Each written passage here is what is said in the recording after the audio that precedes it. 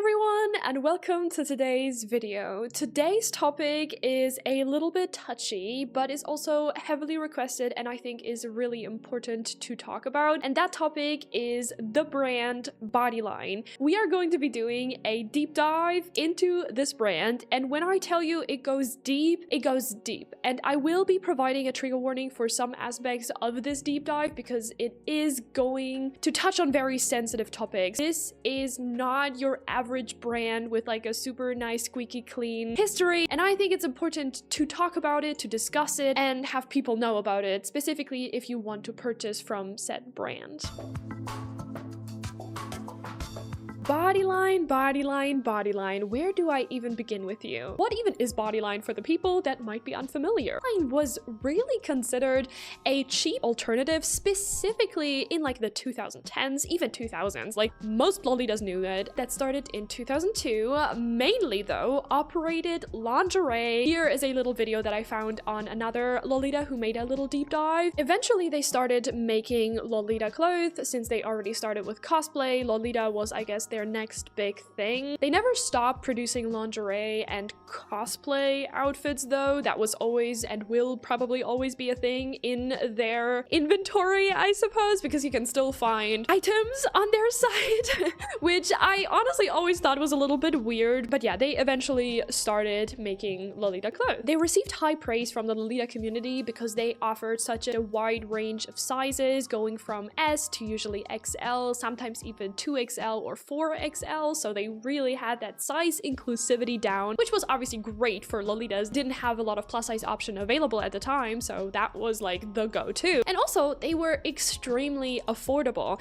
If you couldn't afford brand, really the go-to option for those people, and myself included. A lot of beginners had their first item from Bodyline if it was a proper Lolita item, and I am in that category. Although my very first Lolita dress was a Amazon dress, but my next actual Lolita item was Bodyline, and it was actually recommended by my Lolita.com at the time, and that was around 2015, 2016-ish, so you have like a little timeline. But if you look on the internet around that time, many Lolitas praised Bodyline for their affordable, wide range of selections. Like they went all out. They had JSKs, OPs, shoes, all kinds of things a Lolita could desire. And I remember I owned like a really cute teddy bear dress in the black colorway that honestly still kind of bangs. I like it a lot. I remember also their packaging being really cute. They had like the signature red with like the gold framing, I guess, which makes it seem like you're getting something more than just a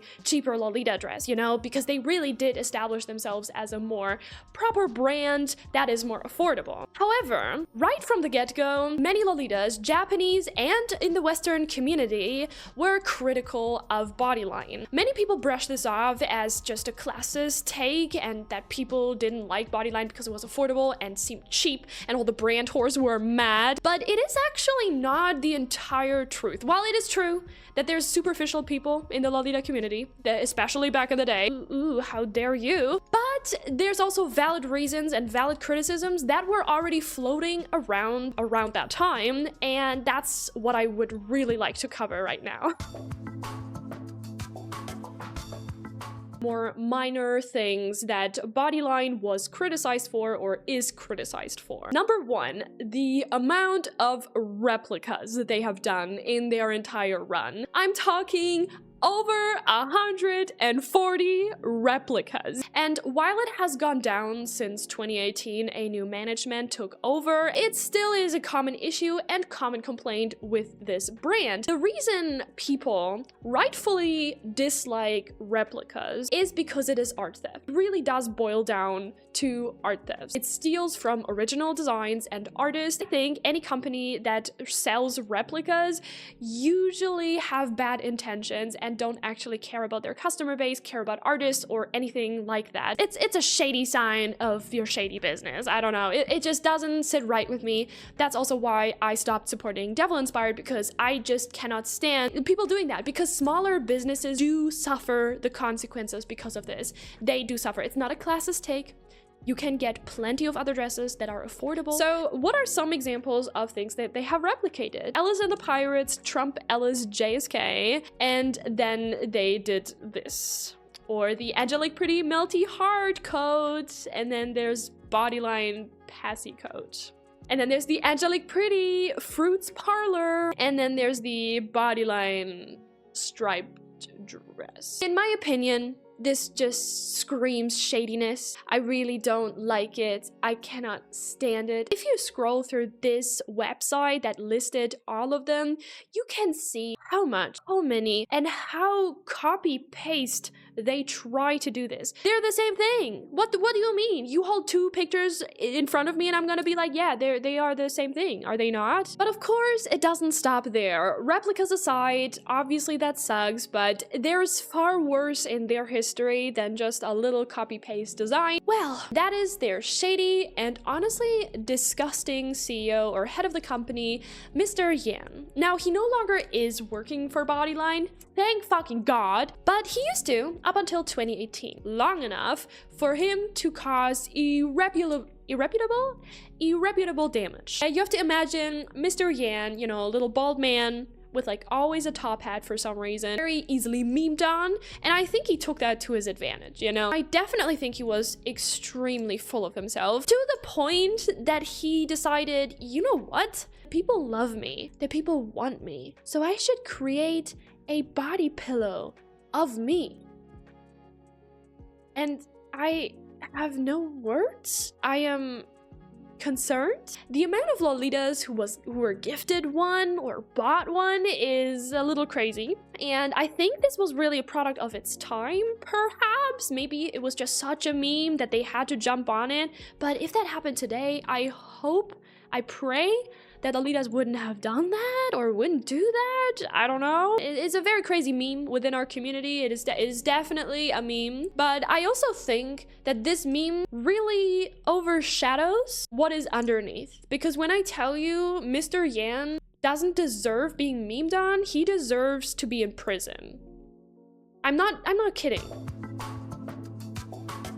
Now, everything that I'm about to say is things that I found online through sources. So, you know, allegedly, maybe, possibly it happened. We don't know the full story. I wasn't personally there, so I cannot deny or confirm that it happened. But I can say that I found many sources talking about this and may or may not confirming it. So you build your own opinions based on the evidence that I'm about to show you, just so we're all in the clear. Let's talk about the Bodyline contests. Here is where I will place a slight trigger warning for some really inappropriate behavior towards minors. I will not describe it in detail, but I do want to say, if you want to skip until this timestamp right here, and then we'll move on from there. If you're still here, let's get into it. I'm holding your hand while we talk about this, okay? Hold my hand. It'll be a little uncomfortable, but we got this, okay? Okay. A lot of you guys are probably familiar with the very infamous content creator Venus Angelic. While I will not be discussing her entire past controversies or anything like that because I don't want to exploit her trauma for views, I do want to mention that she used to be a model for Bodyline. She was very young, I believe around 16 years old when she was modeling for them. She was one of those people that entered this Mr. Yan contest, if you will. Now let me read you some parts that I found on Reddit and also from her own personal Facebook post. She did make a YouTube video discussing it, had to take it down though because they were threatening her with legal actions. So that should also tell you something about the situation. For years, Bodyline held model contests. I don't believe they're still doing it, but feel free to correct me if you know otherwise. I'm pretty sure they don't anymore, by the way. Each month, they would pick one winner from a pool of submissions, then select a final overall winner for the year who would be flown to Japan and participate in an official photo shoot. After a bit, word got around that these contests had unofficial name, the Find Mr. Yan a Foreign Waifu. I think this is the preview you need to know how bad this is going to get. I found references to this as far back as 2010. The trip was a little more than a cover for the CEO to harass attractive young women, which is even creepier when you consider that they dropped the minimum entry age to 13 years old. 13. And let me correct that, that's not women, that's girls, okay? Just so we're all in the clear, 13, you're not a woman. At 13, you're a girl. Stories slowly filtered out about what went down on these trips and about Bodyline's practices in general. Former winners told friends that the company staff asked them questions about marriage and if they were open to it, said they were taking on outings with Mr. Yan, which were uncomfortably romantic, and that he made sexual advances towards them. One former designer and model claims that she was pressured to have an abortion and that when she left the company, they refused to send her personal belongings to her. I want to talk about that one model because she did actually talk about this in her Tumblr post, so I want to read this to you as well. Her name is Yoshiko and the Pirates. This was her Tumblr page, and somebody asked her a couple of questions, and here are some of the responses based on her trip with Mr. Yan. You just wish bad on others because you got pregnant and had to leave Bodyline. I have read the story about what happened, supposedly, and they are just hard to believe. Well, whatever happened does not mean you should wish bad for others, and what about the other models? They never said anything happened. Her response: when I wish bad on others, I just want girls to be careful because I worked long time with them and did good work to them, but Bodyline leave me even without my belongings, asked me to kill my child, also asked me in the end to be with Yan when I decided to leave them. So company is rude. I know what can happen and I want everyone just to be careful, but everyone should choose by themselves. I wish everyone just happiness, even to Yan. To me, although slightly vague, I think this definitely paints a picture of her discomfort to even go in further detail, but you can clearly see that something went down that certainly wasn't good. The story continues. In 2013, the winner was then 16-year-old YouTuber Venus Angelic. And if you know anything about her situation, she was already groomed from a very young age to be a content creator, to be somebody in the public eye, basically used by her mother. After winning and going on the trip, Venus published a video on her channel called Venus Fall in Dream, a title supposedly picked by Mr. Yan. The video no longer exists and I haven't been able to find a copy. I was actually able to find some video evidence, although I'm not sure if this is official or anything, but it does cover a very, very similar story to what Venus had experienced, and as you can see from the text and everything, it is extremely obvious how much they pressured at least this person, who may or may not be Venus, into asking about marriage and relationships and all these very uncomfortable questions for a 16-year-old, and honestly anyone that was in this position, and it's really, really uncomfortable to even read, so it must have been even worse to experience this in person. Like, reading this makes me already uncomfortable, so just to show you, I did find something. Do with this what you will. But blog posts and comments from the time say it showed Mr. Yan being a creep. Venus said that he kept trying to capitalize on her desire to move to Japan by saying she, underage child, should marry him. Bodyline was embarrassed and angry about what she'd published, so they issued a strike against the video and have it to be taken down.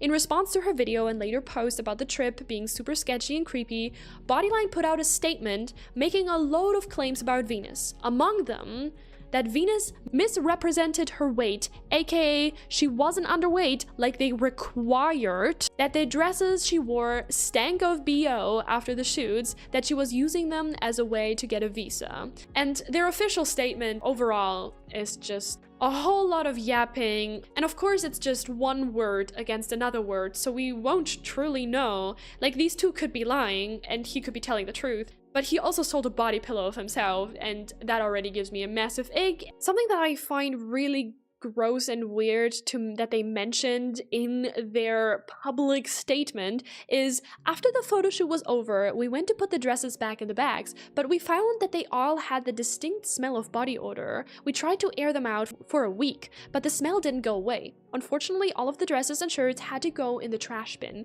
We lost a lot of money from those dresses, but we didn't mind too much. First of all, body odor is extremely normal. You know, especially if you're feeling scared, anxious, or like you're in a tense situation, you're most likely to sweat. You know, that's a very normal human thing. Of course, you know, wear deodorant, you know, make sure that nice and hygienic. Of course, I'm not excusing stinkiness, but at the same time, bringing that up in a public statement. You photographed a 16-year-old girl at the time. 16. and you complain about body odor? What Venus's response was on Facebook that I could still find. This was December 22nd, 2013. The Japanese clothing line boss called me on my private number on 18th December with a dangerous and slow voice, telling me, use my picture, now you have to pay. Delete the video or it will be very expensive. I have not told you everything in the video. I was still very contained, cautious. The manager made recordings from me when he thought I am not aware of it. Once I cried, he talked to me like, be strong, you're a strong girl, aren't you? I really wanted to model for them, to see if things are true, and because I love Japan. So my first time away from home, and they have been very creepy.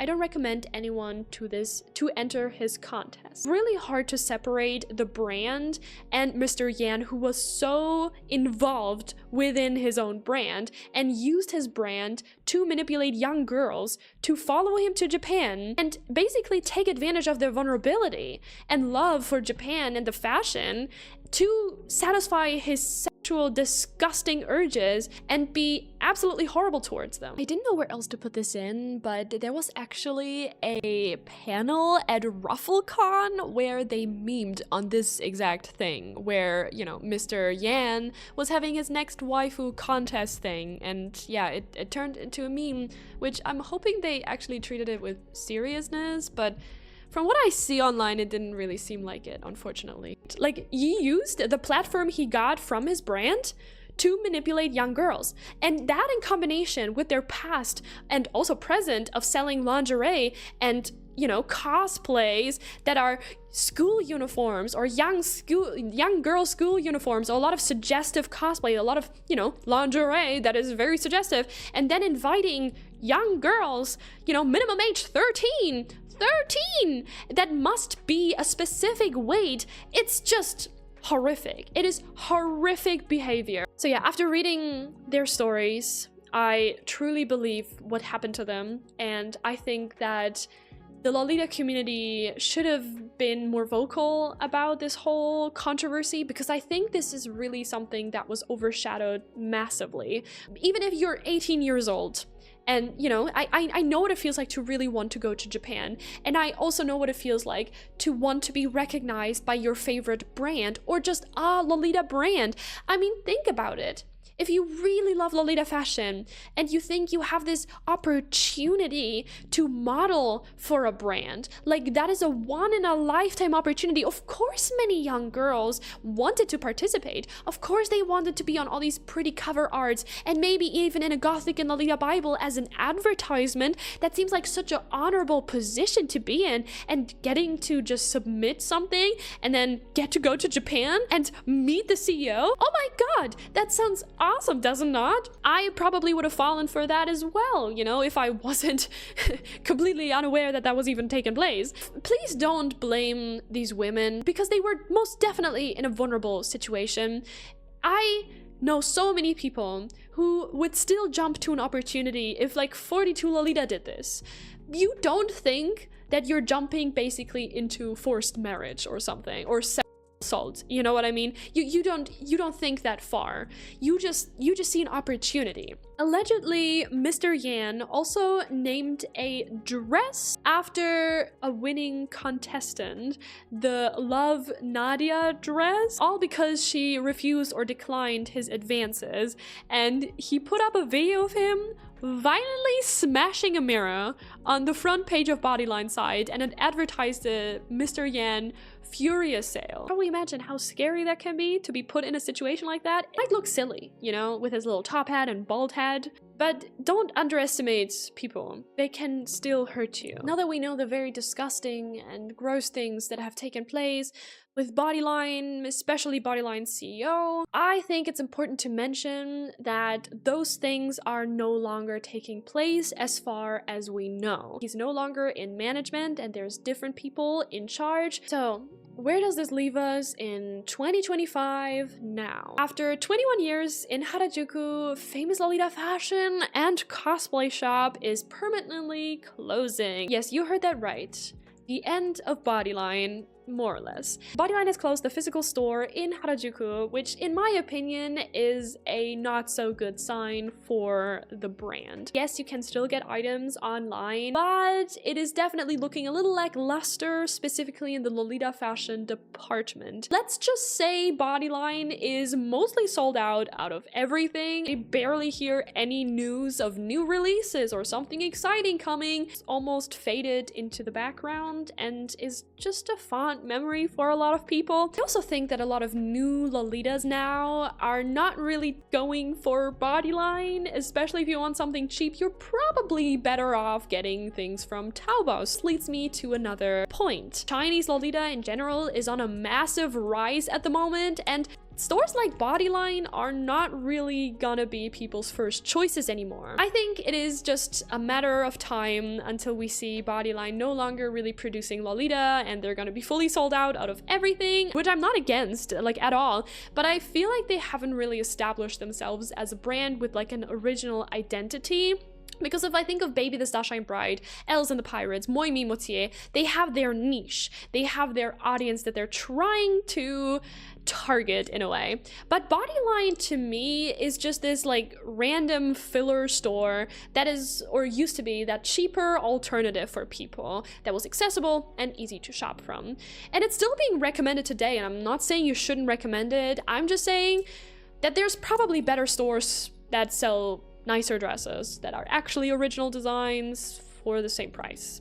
Have we not talked about the lucky bag situation? In 2014, a Tumblr user ordered a lucky bag from Bodyline, and that lucky winner received 3 left side and 14 right side unattached sleeves. So they did end up receiving a 50% refund on the bag. It is still something that really shouldn't be happening. Yes, I've been disappointed by lucky bags in my life. I think everyone has, but receiving only sleeves is a new low, even for lucky bags. Like, they tend to give you items that are not really selling well, or maybe that are still in stock or sitting, you know, dead stock, whatever. They usually tend to sit for a while, probably not sold for a reason, whatever. And sometimes, you know, you get unlucky, but the sleeve situation, okay, you know, okay. That's a little strange for sure. Now you know a brief history and a deep dive on Mr. Yan and Bodyline. Thank you guys so much for watching. I know this was a little bit deeper. I know this was a little bit more uncomfortable, but I figured it is important to talk about the deeper topics. And yeah, thank you all so much for watching. I love you all so much. And yeah, see you in the next one. Bye!